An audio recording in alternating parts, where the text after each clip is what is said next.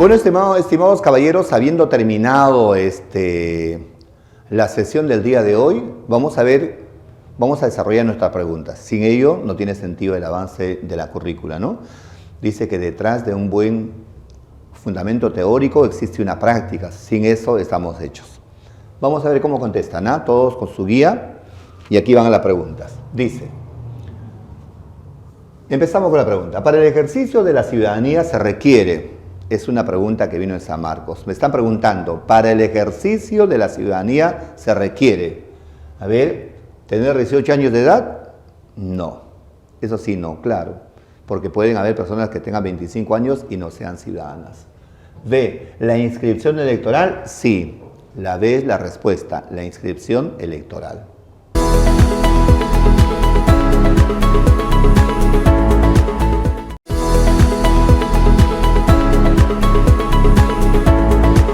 Siguiente pregunta. Me dicen así, ¿es nulo y punible todo acto que prohíbe o limite al ciudadano el ejercicio de sus derechos? Claro, está prohibido quitarle a una persona sus derechos. Eso es imposible bajo ley. Bajo este principio constitucional, todo ciudadano tiene derecho a, alternativa A, ser elegidos y elegir libremente a sus autoridades, por supuesto. Es el derecho que yo lo gano después de tener que goza de 18 años de edad y estar inscrito en el registro electoral, ¿no? B, participar en los asuntos de interés público, por supuesto, por eso eres ciudadano, ¿no es cierto? Administrar justicia y aprobar leyes conforme a la Constitución, eso sí, no. Porque eso lo hace solamente ¿quién? El Poder Judicial. Entonces, la respuesta es A y B.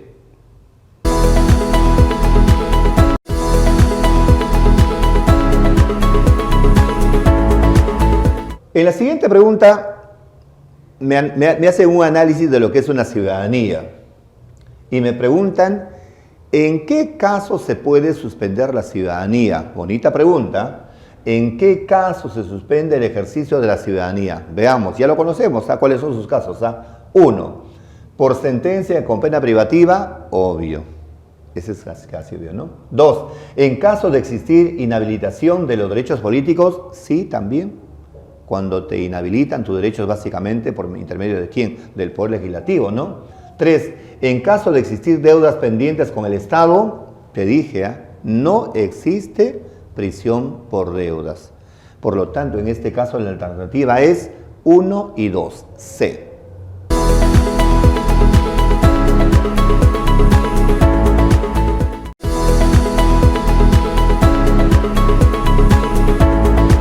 Atención con la siguiente pregunta. Me parece muy bonita la pregunta, muy bien estructurada, ¿no? Una familia ve con preocupación que uno de sus miembros de 25 años de edad padece deterioro mental grave, lo cual le impide expresar libremente su voluntad y tomar decisiones adecuadas. Para este caso, un miembro de su familia puede solicitar la suspensión del ejercicio de derechos ciudadanos mediante, dijimos, en este caso una persona dice que tiene un grave deterioro mental y no puede ejercer que goce de su ciudadanía solo, ¿no? Entonces, ¿qué se puede pedir? Una resolución judicial de interdicción para que otra persona pueda ejercer sus derechos por esa persona, ¿no? Entonces, la respuesta es la B.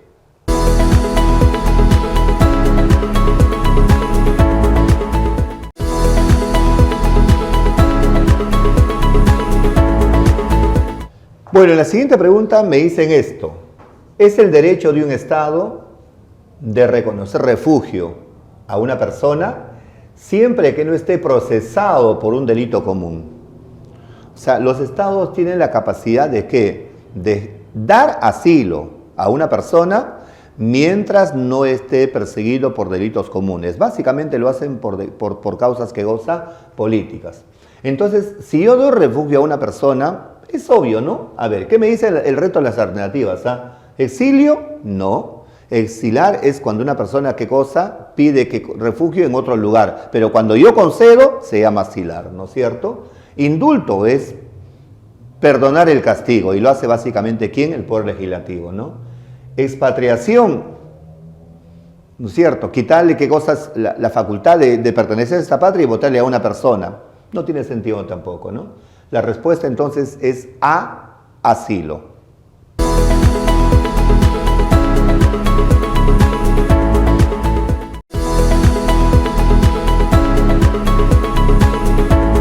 Me dicen en la siguiente pregunta, ¿es el conjunto de personas que se identifica con un territorio, idioma, raza o costumbre? Lo vimos al inicio, grupo de personas que tienen la misma tradición, la misma costumbre, los mismos rasgos, etcétera, ¿no? Constituyendo generalmente un pueblo o un país. Esta lectura hace referencia a, bueno, básicamente cuando hablamos de un grupo de personas, estamos hablando, ¿qué cosa? De la nación. Si hablamos del nacionalismo, hablamos de la persona que se identifica, ¿qué cosa? Con su nación.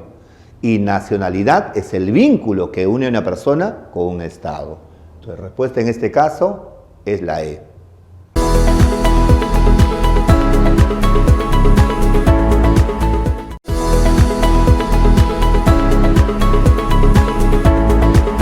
Siguiente pregunta. ¿Es el sentimiento de arraigo y afecto hacia la nacionalidad de origen? Sentimiento, afecto, amor, arraigo por la nacionalidad de origen, ya ustedes saben a qué nos estamos refiriendo, ¿no? Ejercida por todos aquellos que la poseen. Veamos, ¿qué dice la A? Estado. Estado es un conjunto de leyes, de instituciones, ¿no? Nación, grupo de personas. Pero me dicen nacionalismo, esa es la respuesta. ¿Por qué? Porque el nacionalismo es la identidad que uno siente que goza con su nación, el afecto que sentimos que goza por la nación. En este caso, es la C.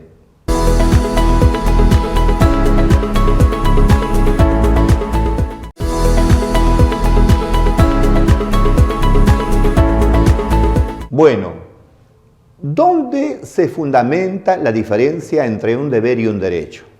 El derecho viene a ser la capacidad que tiene la persona de reclamar lo que le pertenece, de ser escuchado y de ser obedecido. El derecho es inherente al ser humano, según las Naciones Unidas, nace con nosotros. ¿Cómo se diferencia con el deber? El deber es una actitud que la ejerces tú, básicamente impulsado por tu propia fuerza natural y moral. En esta pregunta me dicen así, ¿es la facultad personal de hacer, exigir u omitir? ¿Y qué es inviolable? A este acto se denomina obvio, sería derecho. La respuesta es la D.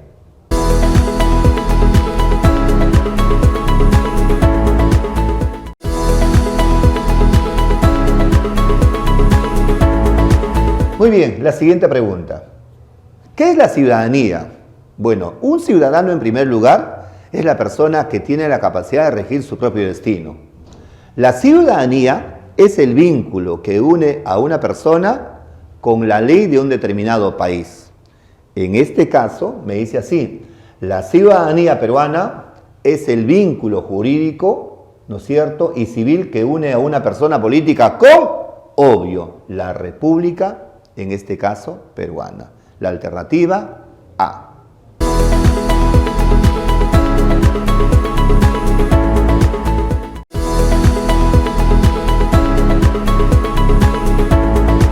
La siguiente pregunta es una pregunta que vino en un examen de admisión, me gusta mucho, por eso lo puse acá para ver y se orienten ustedes cómo vienen las preguntas. Dice así, es un organismo autónomo del Estado peruano, encargado de la identificación de los peruanos, otorgando el documento nacional de identidad, registrando hechos vitales como los nacimientos.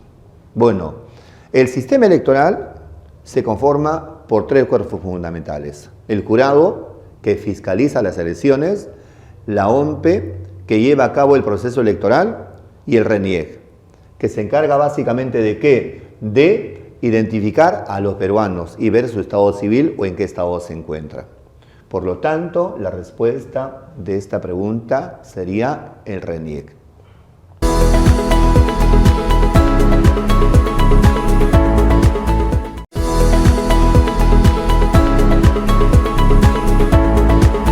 La siguiente pregunta nos dice así, no es lo mismo decir Estado y nación.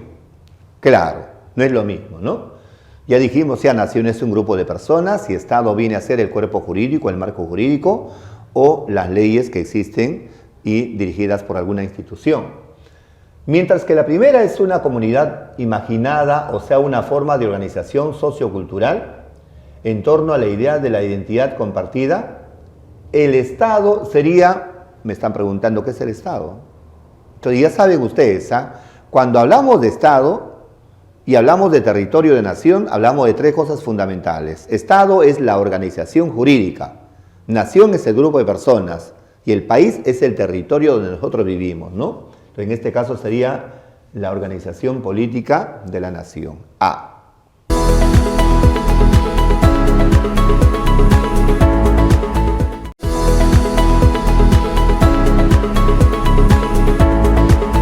Bueno, la siguiente pregunta es bastante facilita, pero yo he querido ponerles para que ustedes más o menos se den cuenta de la etimología de la palabra nación. Dice así: la palabra nación proviene del latín natio, que significa, bueno, la nación básicamente y en términos etimológicos significa el lugar donde nosotros hemos nacido, la tierra que nos vio nacer, ¿no es cierto? Por lo tanto, de esa pregunta, su respuesta sería la alternativa A, lugar de nacimiento.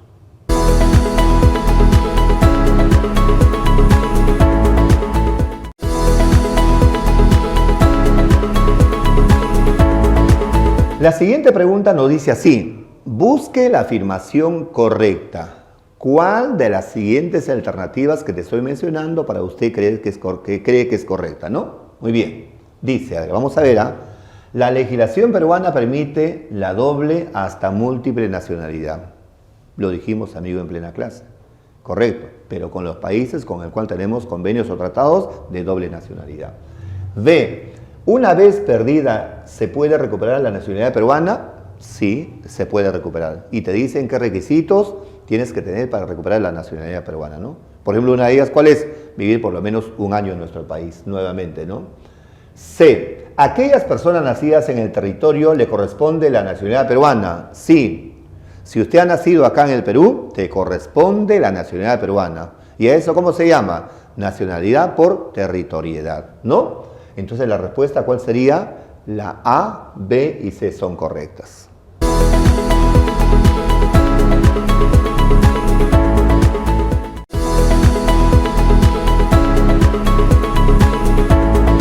Bien, la siguiente pregunta es común en los exámenes de admisión. Dice así: si una persona está con sentencia judicial y encima está preso, me preguntan, entonces ¿es causal para qué? Una de las formas o las causas de perder la ciudadanía es por prisión. La otra es por interdicción, ¿no es cierto? Entonces yo me pregunto, si me dicen una persona está preso con sentencia judicial, ¿pierde su ciudadanía? ¿Su ciudadanía? Sí. Entonces la respuesta es la suspensión del ejercicio de la ciudadanía, ¿no?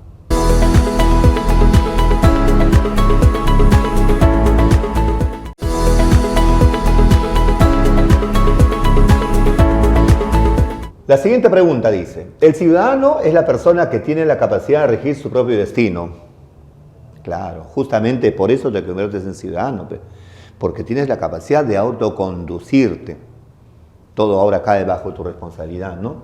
Y es considerado como un miembro activo de un Estado. ¿Y por qué activo? Porque pones en práctica tus deberes y tus derechos, ¿no? Ganas tus derechos civiles y además, ¿qué cosa? Políticos, ¿no? Este principio hace que el ciudadano goce de ¿qué? Te conviertes en una persona totalmente autónoma, soberana, capaz de hacer tus cosas sin que otros te digan, sino que por tu propia decisión, ¿no? Respuesta A.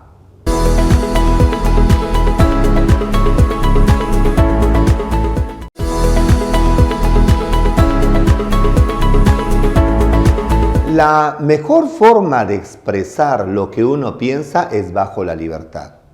Y esa pregunta nos hace en la siguiente, ¿no? Dice así: toda persona tiene el derecho de expresarse sin temor a las consecuencias, siempre y cuando se mantenga intacto el derecho de otras personas. Este principio del ciudadano se conoce como: lo mejor que puede pasarle a una persona es expresar libremente su pensamiento, su idea, sin coacción, sin ejercer presión a esa persona, ¿no? Por lo tanto, en este caso la respuesta sería la libertad de expresión. B.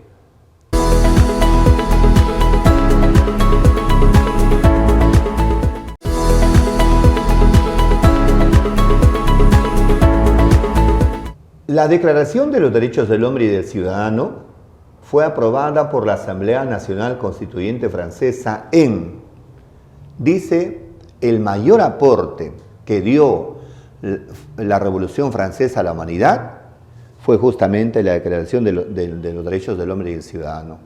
A partir, ¿no es cierto?, de esa revolución, el hombre gana sus derechos personales, individuales. Antes la persona pues era prácticamente un esclavo, ¿no? Y no tenía derechos, era considerado como un animal, ¿no? Por eso dice que el mejor aporte que dio Francia a la sociedad fue la revolución, su revolución y la Declaración de los Derechos del Hombre y del Ciudadano, ¿no? ¿Cuándo se dio esto? En 1789. Respuesta A.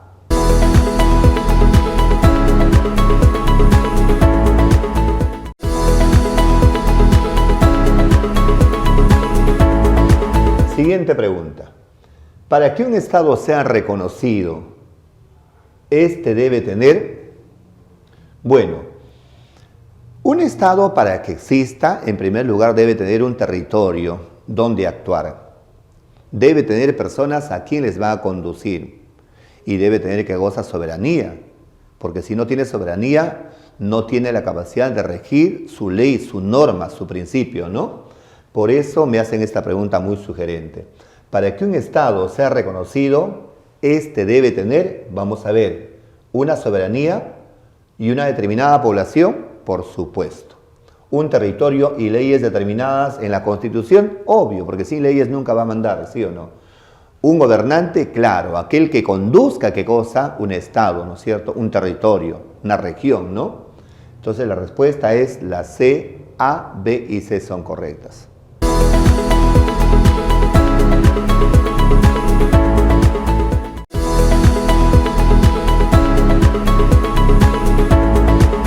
Muy bien, estimados amigos, estamos avanzando con nuestras guías, con nuestras prácticas. Espero que lo estén haciendo bien.